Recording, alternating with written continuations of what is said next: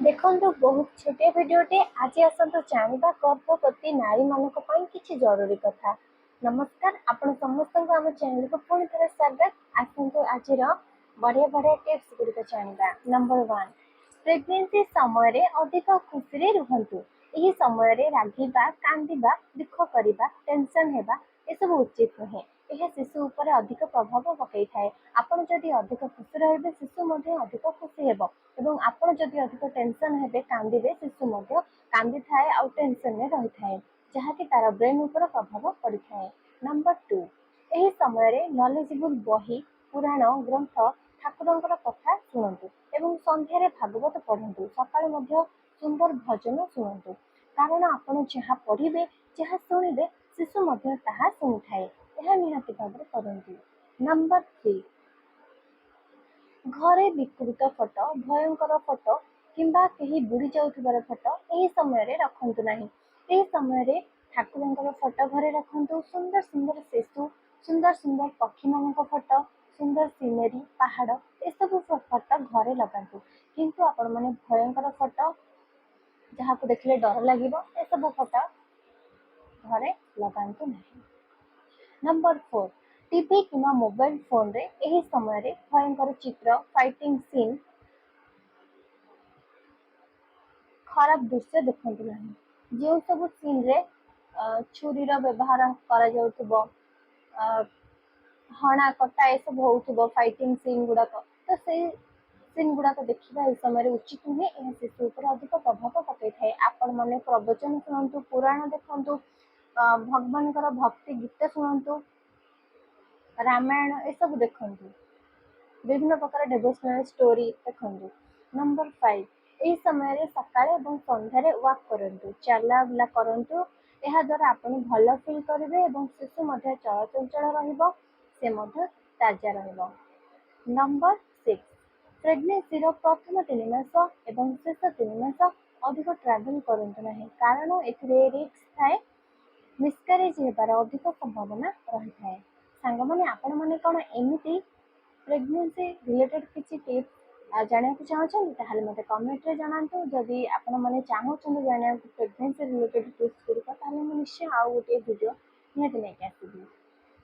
Number 7, ତା ପୂର୍ବରୁ ଯଦି ଭିଡ଼ିଓଟି ଭଲ ଲାଗୁଛି ତେବେ ହୃଦୟରୁ ପ୍ରଥମେ ଗୋଟେ ଛୋଟ ଲାଇକ୍ କରିଦିଅନ୍ତୁ। ପ୍ରେଗନେନ୍ସି ଅଧିକ ଫାଇବର, ଆଇରନ୍, ପ୍ରୋଟିନ୍, ଭିଟାମିନ୍ ଯୁକ୍ତ ଆହାର ନିଅନ୍ତୁ। ସବୁଜ ପନିପରିବା, ବିଭିନ୍ନ ପ୍ରକାର ଡାଲି ଜାତୀୟ ଖାଦ୍ୟ, ମସୁର ଡାଲି, ହରଡ଼ ଡାଲି, ମିକ୍ସ ଡାଲି, ମୁଗ ଡାଲି, ଆପଣମାନେ ସବୁ ପ୍ରକାର ଡାଲମା ବନେଇକି ଖାଆନ୍ତୁ। ଶାଗ, ବିଭିନ୍ନ ପ୍ରକାର ଶାଗ ଖାଆନ୍ତୁ, ପିତା ଶାଗ, ସଜନା ଶାଗ, ବିଭିନ୍ନ ପ୍ରକାର ଶାଗ ଖାଆନ୍ତୁ। ପାଳଙ୍ଗ ଶାଗ ପ୍ରେଗନେନ୍ସିରେ ବହୁତ ବଢ଼ିଆ, କାରଣ ଆପଣମାନେ ଏଇଥିରୁ ପ୍ରଚୁର ମାତ୍ରାରେ ଆଇରନ୍ ପାଇବେ। ପାଳଙ୍ଗ ଶାଗ ନିହାତି ପ୍ରେଗନେନ୍ସିରେ ଖାଆନ୍ତୁ ଏବଂ ତାଜା ତାଜା ଫଳ ଖାଆନ୍ତୁ, ଡ୍ରାଏ ଫ୍ରୁଟ୍ସ ନିହାତି ଖାଆନ୍ତୁ। ଏହି ସମୟରେ ଅଧିକ ଫ୍ରୋଜେନ୍ ଖାଦ୍ୟକୁ ଆଭଏଡ୍ କରନ୍ତୁ, ଫ୍ରେଶ୍ ଖାଦ୍ୟ ଖାଆନ୍ତୁ। ନମ୍ବର 8, ପ୍ରେଗନେନ୍ସି ସମୟରେ ଅଧିକ ମସଲାଦାର ଖାଇବା, ଅଧିକ ତେଲଯୁକ୍ତ ଖାଇବା, ବାହାରର ଖାଇବା, ତାଳ, ପଣସ, ଶୁଖୁଆ, ଅମୃତଭଣ୍ଡା ଏସବୁ ଖାଇବା ଉଚିତ ନୁହେଁ। ଅମୃତଭଣ୍ଡା ଖାଇପାରିବେ, କିନ୍ତୁ ଯେହେତୁ ମିସକାରେଜ୍ ହେବାର ଅଧିକ ସମ୍ଭାବନା ଥାଏ, ତ ଏହାକୁ ସ୍କିପ୍ କରିବା ହିଁ ଜରୁରୀ, ମାନେ ଠିକ୍ ହେବ। ଏହା ଦ୍ୱାରା ଗ୍ୟାସ୍, ଏସିଡ଼ିଟି, ପେଟ ଯନ୍ତ୍ରଣା ପରି ସମସ୍ୟା ହୋଇପାରେ। ତ ଆପଣମାନେ ଏହିସବୁ ଖାଦ୍ୟ ଠାରୁ ଟିକେ ଦୂରରେ ରୁହନ୍ତୁ। ତାଳ, ପଣସ, ଶୁଖୁଆ ଏସବୁ ଖାଇଲେ ପେଟରେ ଯନ୍ତ୍ରଣା ଅନୁଭବ ହୁଏ, ଯାହାକି ଛୁଆ ପାଇଁ ମଧ୍ୟ ଭଲ ନୁହେଁ, ସେଥିପାଇଁ ବାରଣ କରାଯାଏ। ନମ୍ବର 9, ରାତିରେ ଉଷୁମ କ୍ଷୀରରେ କେଶର ଏବଂ ଗୁଜୁରାତି ପକାଇକି ଏକ ହେଲ୍ଥ ଡ୍ରିଙ୍କ ପିଇବା ଜରୁରୀ ଏବଂ ଆପଣମାନେ ଚାହିଁଲେ ମଧ୍ୟ ମଦର୍ସ ହର୍ଲିକ୍ସ ମଧ୍ୟ ପିଇବେ, କିନ୍ତୁ କ୍ଷୀର ସବୁଠାରୁ ଜରୁରୀ। ରାତିରେ ଉଷୁମ କ୍ଷୀରରେ କେଶର ଅଳ୍ପ ମିଶୁଥିବ ଆଉ ଟିକେ ଗୁଜୁରାତି ପକାଇକି ଆପଣମାନେ ହାଲକା ଚିନି ଯାହା ପକାଇ ପାରିବେ, ନ ପକାଇଲେ ବି ଚଳିବ, ତ ଆପଣମାନେ ପିଅନ୍ତୁ। ଅଳ୍ପ ହିଁ ଚିନି ପକାଇବେ। ଏବଂ ପ୍ରେଗନେନ୍ସିରେ ପଇଡ଼ ପାଣି ପିଇବା ମଧ୍ୟ ଅଧିକ ଜରୁରୀ ହୋଇଥାଏ। ଅଧିକାଂଶ ମହିଳା ମାନଙ୍କର ଏହି ସମୟରେ ବାନ୍ତି, ଓକାର ପରି ସମସ୍ୟା ରହିଥାଏ, ସେଥିପାଇଁ ଆପଣ ଲେମ୍ବୁ ଚାଖନ୍ତୁ। ଏହା ଦ୍ୱାରା ବାନ୍ତି କମ୍ ଆସିବ। କିମ୍ବା ଡାକ୍ତରଙ୍କର ପରାମର୍ଶରେ ମଧ୍ୟ ବାନ୍ତି ପାଇଁ ମେଡ଼ିସିନ ବା ଔଷଧ ଆଣିକି ସେବନ କରନ୍ତୁ।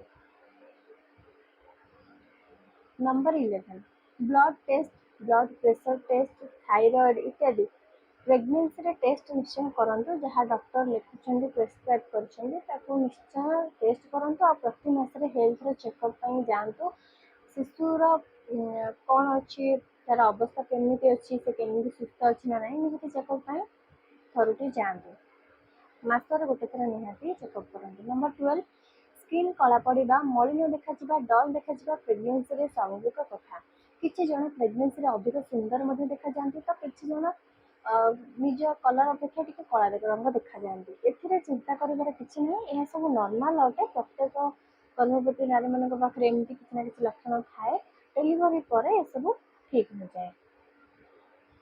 पेटर स्ट्रेच मार्क नहेबापी प्रतिदिन पेटर सकाल और राति नड़िया तेल लगातु बादाम तेल लगातु कि आलोवेरा जेल लगातु जदि आप भावुँ आप ठंडा देह अधिक रही तेज आलोवेरा जेल को स्किप करूँ कि आप चाहिए बादाम तेल ना नड़िया तेल मसाज करूँ जहाद्वारा कि आपणकर पेट बेसी ड्राए हेबना नरम रहा कि आपणकर स्ट्रेच मार्क अधिक हेबना।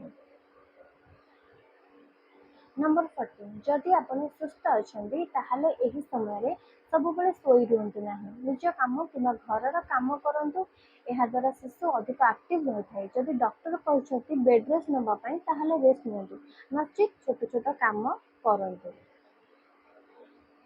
नंबर 15 प्रेगनेंसी अधिक भारी जिनस उठातु ना उठा पका करूँ अधिक उच्चा सीढ़ी चढ़ातु ना जदि सीढ़ी चढ़ुंट अन्यर साहाଯ୍य सीढ़ी चढ़ातु नचेत रिक्स थाए तो अधिक उच्चा उच्चा सीढ़ी से समय आभोड करूँ। नंबर 16 पेट भरी खाद्य खातुनि अल्प अल्प खातु किंतु अधिक थर खातु एका थर पेट फुल कर खाई अन्य समय उपवास रहा उचित नुहे आपण मैंने अल्प अल्प खातु कि प्राय समय खातु मैंने अधिक थर खातु कि अल्प अल्प खातु। नंबर 17 प्रचुर पानी पीवा उचित शिशुपाई और नॉर्मल डेलीवरी पानी पीवा बहुत जरूरी तो सफिशिएंट पानी निहाती पियंतु। नंबर 18 नॉर्मल डेलीवरी प्रतिदिन वॉक करंतु निज काम निजे करंतु आउ स्ट्रेस फ्री रुहंतु।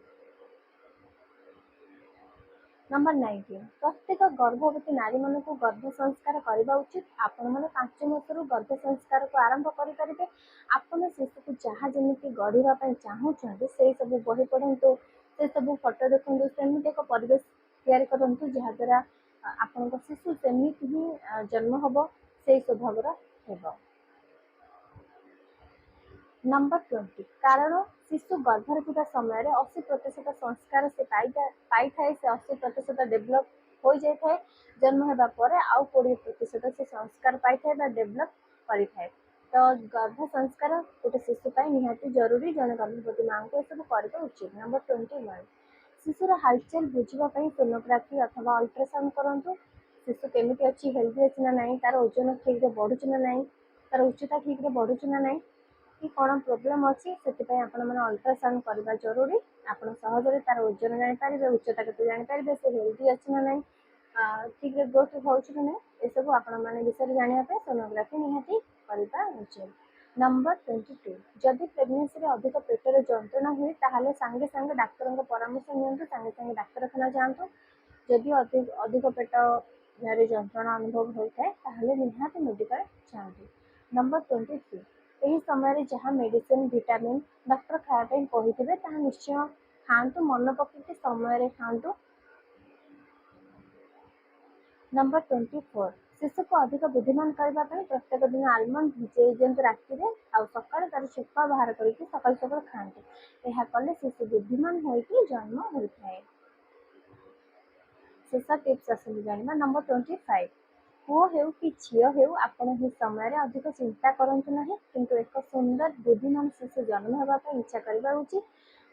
पुओ हेउ कि झील हो एक स्वास्थ्यवान शिशुटे जन्म हो बोली मनरे कामना रखु सुंदर शिशुटे जन्म हो बोली कामना रखु पुओ हो कि झील हो यह सब मनरे भावतु ना जदि आपण मानक ये सब टिप्स भल लगी आपण मैंने चाहूँगी आहरी एमती प्रेगनेंसी रिलेटेड किसी टिप्स जानापी निहती मत कमेंट में जनातु ताहले मुझे बढ़िया बढ़िया प्रेगनेंसी रिलेटेड टिप्स नहीं आसबि। जदि वीडियो भल लगी थाए पसंद आसी थाए तेज निहाती लाइक करेंगे वीडियो को शेयर करवा और कमेंट निहाती करंतु। जय जगन्नाथ धन्यवाद।